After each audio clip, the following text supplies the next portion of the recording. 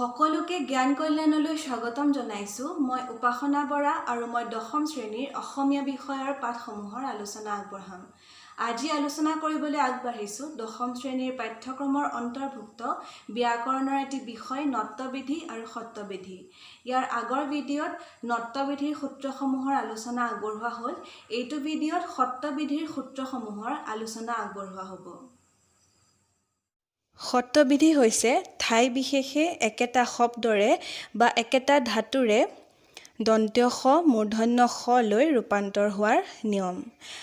ইয়াৰ আগৰ ভিডিঅ'ত আমি নট্যবিধিৰ বিষয়ে ইতিমধ্যে আলোচনা কৰিলোঁ। তাত মই ইতিমধ্যে কৈছোঁ যে নট্যবিধি আৰু সত্যবিধি হৈছে সংস্কৃত বানানৰ বিধি আৰু নট্যবিধিৰ যিদৰে আমি কিছুমান সূত্ৰ পাইছিলোঁ, ঠিক একেদৰে সত্যবিধিৰো কিছুমান সূত্ৰ আছে।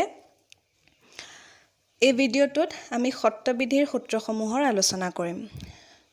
প্ৰথমটো সূত্ৰ পাইছোঁ যে অ বা আৰ বাহিৰে অন্য স্বৰান্ত উপসৰ্গৰ নাইবা তেনে শব্দৰ পিছৰ দন্ত্য স মূৰ্ধন্য স হয়।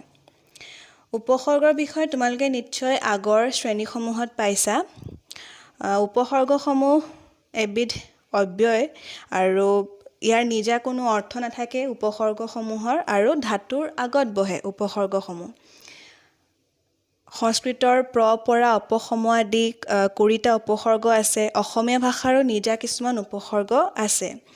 আৰু আমি সূত্ৰটোত পাইছোঁ যে অ বা আৰ বাহিৰে অন্য স্বৰান্ত উপসৰ্গ। স্বৰান্ত উপসৰ্গ মানে হৈছে স্বৰবৰ্ণৰে শেষ হোৱা, স্বৰবৰ্ণৰে শেষ হোৱা উপসৰ্গ নাইবা তেনে শব্দৰ পিছৰ দন্ত্য স মূৰ্ধন্য স হয়।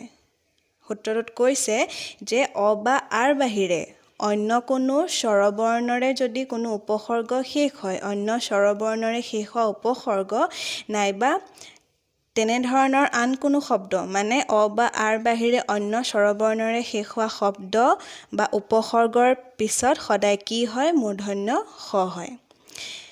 ইয়াত আমি কেইটামান উদাহৰণ লৈছোঁ। উদাহৰণ হিচাপে আমি শব্দ কেইটামান লৈছোঁ। উপস্থাপন, অৱস্থান, প্ৰস্থান, প্ৰতিষ্ঠান, অনুষ্ঠান, এই শব্দকেইটা লৈছোঁ। ইয়াৰ এই প্ৰথম তিনিটা শব্দত দেখিবলৈ পাইছা যে ইয়াত মূৰ্ধন্য স নাই হোৱা, দন্ত্য স হৈছে। কাৰণ এই উপ, অব, প্ৰ এই উপসৰ্গকেইটা অস্বৰবৰ্ণৰে শেষ হৈছে। বৰ্ণ বিশ্লেষণ কৰি চালে তোমালোকে ভালদৰে বুজি পাবা। উপস্থাপন শব্দটো যদি আমি বিশ্লেষণ কৰি চাওঁ তেনেহ'লে কি হ'ব? হস্ৰ উ যোগ প যোগ অ যোগ দন্ত্য স যোগ দন্ত্য থ যোগ আ যোগ প যোগ অ যোগ দন্ত্য ন।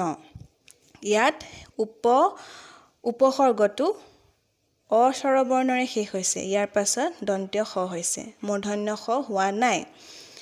ঠিক একেদৰে ইয়াতো অব অৰে শেষ হৈছে, প্ৰ অৰে শেষ হৈছে উপসৰ্গকেইটা। গতিকে এইকেইটা শব্দটো দন্ত্য স হৈছে, মূৰ্ধন্য স নাই হোৱা। কিন্তু প্ৰতিষ্ঠান আৰু অনুষ্ঠান এই শব্দ দুটা যদি চোৱা তেনেহ'লে ইয়াত কিন্তু মূৰ্ধন্য স হৈছে, দন্ত্য স নাই হোৱা। কি কাৰণে হৈছে?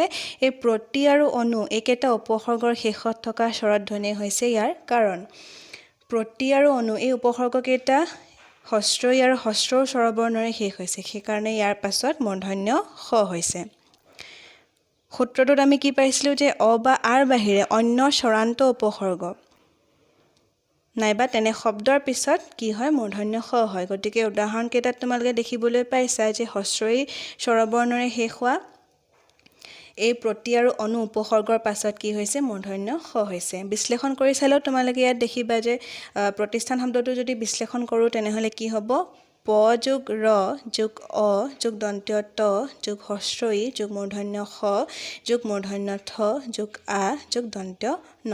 ইয়াত মূৰ্ধন্য স হৈছে। কি কাৰণে হৈছে? ইয়াৰ আগত হস্ৰই স্বৰবৰ্ণৰে এই প্ৰতি উপসৰ্গটো শেষ হৈছে। গতিকে ইয়াত কি হৈছে? মূৰ্ধন্য স হৈছে। কিন্তু অ বা আ স্বৰবৰ্ণ যদি থাকে তেনেহ'লে কিন্তু এইকেইটা শব্দত দেখিছা তোমালোকে ইয়াত দন্ত্য স হৈছে। কিন্তু অ বা আৰ বাহিৰে অন্য স্বৰবৰ্ণৰে শেষ হোৱা উপসৰ্গ নাইবা অন্য শব্দৰ পাছত বা তেনেধৰণৰ শব্দৰ পিছত কি হয়? সদায় মূৰ্ধন্য স হয়। গতিকে অ বা আৰ বাহিৰে অন্য স্বৰান্ত উপসৰ্গ নাইবা তেনে শব্দৰ পিছত মানে অ বা আৰ বাহিৰে অন্য স্বৰবৰ্ণৰে শেষ হোৱা শব্দৰ পিছত কি হয় সদায় মূৰ্ধন্য স হয় আমি দ্বিতীয়টো সূত্ৰ পাইছোঁ ৰিৰ পিছত দন্ত্য স পোৱা নাযায় মূৰ্ধন্য সহে পোৱা যায় ৰিৰ পিছত সদায় কি বহে মূৰ্ধন্য স বহে আমি কেইটামান উদাহৰণ লৈছোঁ ঋষভ ঋষি বৃষভ কৃষক এই গোটেইকেইটা শব্দত আমি দেখিবলৈ পাইছোঁ যদি আমি বৰ্ণ বিশ্লেষণ কৰি চাওঁ তেনেহ'লে আমি কি দেখিবলৈ পাম ঋষভ শব্দটো বিশ্লেষণ কৰিলে হ'ব ৰি যোগ মূৰ্ধন্য স যোগ অ যোগ ভ ঋষি শব্দটো বিশ্লেষণ কৰিলে হ'ব ৰি যোগ মূৰ্ধন্য স যোগ হস্ৰই বৃষভ শব্দটো বিশ্লেষণ কৰিলে হ'ব ব যোগ ৰি যোগ মূৰ্ধন্য স যোগ অ যোগ ভ কৃষক শব্দটো বিশ্লেষণ কৰিলে হ'ব ক যোগ ৰি যোগ মূৰ্ধন্য স যোগ অ যোগ ক ইয়াত গোটেইকেইটা শব্দতে আমি কি দেখিছোঁ ৰিৰ পাছত মূৰ্ধন্য স হৈছে ৰিৰ পাছত মূৰ্ধন্য স হৈছে গতিকে দ্বিতীয়টো সূত্ৰ আমি পালোঁ যে ৰিৰ পাছত দন্ত্য স নবহে মূৰ্ধন্য সহে বহে আমি তৃতীয়টো সূত্ৰ পাইছোঁ ক বা ৰৰ পিছত মূৰ্ধন্য স হয় ক বা ৰৰ পিছত কি হয় সদায় মূৰ্ধন্য স হয় উদাহৰণ হিচাপে আমি কেইটামান শব্দ লৈছোঁ দক্ষ ভিক্ষা মুখ্য শিক্ষক বৰ্ষা হৰ্ষ এই শব্দকেইটা আমি উদাহৰণ হিচাপে লৈছোঁ আমি দক্ষ ভিক্ষা মুখ্য শিক্ষক এই শব্দকেইটা যদি বিশ্লেষণ কৰি চাওঁ তেনেহ'লে কি পাম দক্ষ শব্দটো বিশ্লেষণ কৰিলে হ'ব দ যোগ অ যোগ ক যোগ মূৰ্ধন্য স যোগ অ ইয়াত এই ক্ষয় আখৰটো আচলতে যুক্তাক্ষৰহে ক যোগ মূৰ্ধন্য স সমান ক্ষয় ইয়াত ক্ষয় যুক্তাক্ষৰটোত ক আৰু মূৰ্ধন্য স এই দুটা বৰ্ণ সংযুক্ত হৈ থাকে ক্ষয়টো এটা যুক্তাক্ষৰ আমি বৰ্ণমালাত আমাৰ অসমীয়া বৰ্ণমালাত ক্ষয়টো একাকী আখৰ হিচাপে পাওঁ কিন্তু আচলতে ক আৰু খ এই দুটা বৰ্ণ সংযুক্ত হৈ ক্ষয় যুক্তাক্ষৰটো হৈছে মূৰ্ধন্য সটো ইয়াত ছদ্মবেশী ৰূপত থাকে গতিকে আমি সূত্ৰটোতো পাইছোঁ যে ক বা ৰৰ পিছত মূৰ্ধন্য স হয় সেইকাৰণে এই শব্দকেইটাত দক্ষ ভিক্ষা মুখ্য শিক্ষক এই শব্দকেইটাত মূৰ্ধন্য স হৈছে কাৰণ কৰ পিছত আছে গোটেইকেইটাতে দেখিছা যে কৰ পাছত মূৰ্ধন্য স হৈছে আৰু এই বৰ্ষা আৰু হৰ্ষ এই শব্দকেইটাত আমি শব্দকেইটা যদি বিশ্লেষণ কৰোঁ তেনেহ'লে কি পাম ব যোগ অ যোগ ৰ যোগ মূৰ্ধন্য স যোগ আ হৰ্ষ শব্দটো বিশ্লেষণ কৰিলে হ'ব হ যোগ অ যোগ ৰ যোগ মূৰ্ধন্য স যোগ অ বৰ্ষা আৰু হৰ্ষ ইয়াত কি কাৰণে মূৰ্ধন্য স হৈছে কাৰণ ৰৰ পিছত আছে গতিকে আমি এই উদাহৰণকেইটাত কি পালোঁ এই শব্দকেইটাত মূৰ্ধন্য স হৈছে কাৰণ কৰ পিছত আছে আৰু এইকেইটাত মূৰ্ধন্য স হৈছে বৰ্ষা আৰু হৰ্ষ শব্দ দুটাত মূৰ্ধন্য স হৈছে কাৰণ ৰৰ পিছত আছে গতিকে ক বা ৰৰ পিছত সদায় মূৰ্ধন্য স বহে আমি চতুৰ্থটো সূত্ৰ পাইছোঁ মূৰ্ধন্য ত আৰু মূৰ্ধন্য থৰ লগত কেৱল মূৰ্ধন্য সহে যোগ হ'ব পাৰে উদাহৰণ হিচাপে আমি লৈছোঁ কেইটামান শব্দ কষ্ট নষ্ট ষষ্ঠ বিষ্ঠা এই শব্দকেইটা উদাহৰণ হিচাপে লৈছোঁ বিশ্লেষণ কৰি চালে আমি কি পাম কষ্ট শব্দটো হ'ব ক যোগ অ যোগ মূৰ্ধন্য স যোগ মূৰ্ধন্য ত যোগ অ নষ্ট শব্দটো বিশ্লেষণ কৰিলে হ'ব ন যোগ অ যোগ মূৰ্ধন্য স যোগ মূৰ্ধন্য ত যোগ অ ষষ্ঠ শব্দটো বিশ্লেষণ কৰিলে হ'ব মূৰ্ধন্য স যোগ অ যোগ মূৰ্ধন্য স যোগ মূৰ্ধন্য থ যোগ অ বিষ্ঠা শব্দটো বিশ্লেষণ কৰিলে কি হ'ব ব যোগ হস্ৰই যোগ মূৰ্ধন্য স যোগ মূৰ্ধন্য থ যোগ আ এই গোটেইকেইটাতে আমি দেখিবলৈ পাইছোঁ যে মূৰ্ধন্য স মূৰ্ধন্য তৰ লগত বা মূৰ্ধন্য থৰ লগত যুক্ত হৈ আছে এই শব্দকেইটাত মূৰ্ধন্য তৰ লগত যুক্ত হৈ আছে মূৰ্ধন্য তৰ লগত যুক্ত হৈ আছে ইয়াত মূৰ্ধন্য থ লগত যুক্ত হৈ আছে মূৰ্ধন্য স গতিকে মূৰ্ধন্য ত আৰু থ বৰ্ণৰ লগত মূৰ্ধন্য ত আৰু মূৰ্ধন্য থ বৰ্ণৰ লগত কেৱল মূৰ্ধন্য সহে যোগ হ'ব পাৰে কিছুমান ব্যাকৰণত ত বৰ্গৰ বৰ্ণৰ লগত যুক্ত হ'লে মূৰ্ধন্য স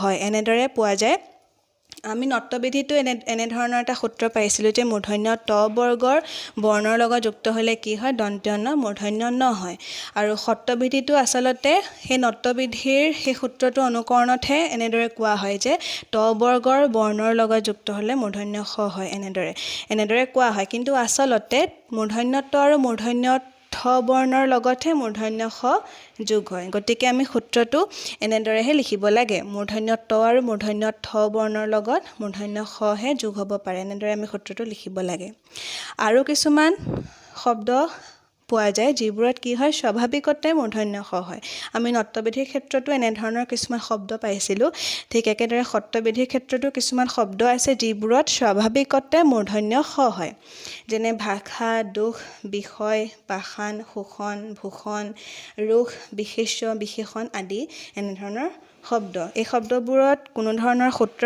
প্ৰযোজ্য হোৱা নাই এই শব্দসমূহত স্বাভাৱিকতে মূৰ্ধন্য খ হৈছে গতিকে সত্ৰবিধিৰ আমি মূল 4টা সূত্ৰ আলোচনা কৰিলোঁ প্ৰথমটো সূত্ৰ আমি পালোঁ যে অ বা আৰ বাহিৰে অন্য স্বৰান্ত উপসৰ্গৰ নাইবা তেনে শব্দৰ পিছত কি হয় মূৰ্ধন্য খ হয় দ্বিতীয়টো সূত্ৰ পালোঁ যে ৰিৰ পিছত সদায় মূৰ্ধন্য খ হয় তৃতীয়টো সূত্ৰ আছিলে ক বা ৰৰ পিছত মূৰ্ধন্য খ হয় আৰু চতুৰ্থটো সূত্ৰ আমি পালোঁ যে মূৰ্ধন্য ত আৰু মূৰ্ধন্য ঠ বৰ্ণৰ লগত কেৱল মূৰ্ধন্য খহে যোগ হ'ব পাৰে এইকেইটাই হৈছে সত্ৰবিধিৰ মূল সূত্ৰ ইয়াৰ লগতে নট্যবিধিৰ সূত্ৰসমূহ আমি ইতিমধ্যে আলোচনা কৰিলোঁ সেই সূত্ৰকেইটাও এবাৰ জুকিয়াই দিব বিচাৰিছোঁ নট্যবিধিৰ আমি মূল 3টা সূত্ৰ পাইছিলোঁ প্ৰথমটো সূত্ৰ পাইছিলোঁ যে ৰি ৰ আৰু মূৰ্ধন্য খৰ পিছত মূৰ্ধন্য ন হয় ত বৰ্গৰ কোনো বৰ্ণৰ লগত যুক্ত হ'লে মূৰ্ধন্য ন হয় আৰু তৃতীয়টো সূত্ৰ পাইছিলোঁ যে ৰি ৰ খ আৰু দন্ত্য নৰ মাজত স্বৰবৰ্ণ ক বৰ্গ বা প বৰ্গৰ কোনো বৰ্ণ বা অন্তস্থ য় ৱ আৰু হ বৰ্ণৰ ব্যৱধান থাকিলে তাৰ পিছত সদায় মূৰ্ধন্য ন হয় এইকেইটা মূল সূত্ৰ আমি পাইছিলোঁ আন কেইটামান সূত্ৰও ইয়াৰ লগতে আলোচনা কৰিছিলোঁ কিন্তু সেই সূত্ৰকেইটাৰ ক্ষেত্ৰত আমি পাইছিলোঁ যে তাত সেই 3 নম্বৰ সূত্ৰটোৱে ঘাইকৈ প্ৰযোজ্য হয় গতিকে মূল 3টা সূত্ৰ বুলিয়ে ক'ব পৰা যায় নট্যবিধিৰ আৰু আজি আমি সত্ৰবিধিৰ 4টা সূত্ৰ আলোচনা কৰিলোঁ গতিকে নট্যবিধি আৰু সত্ৰবিধিৰ আলোচনা ইমানতে সামৰিব বিচাৰিছোঁ পৰৱৰ্তী সময়ত নতুন ভিডিঅ' লৈ পুনৰ আহিম ধন্যবাদ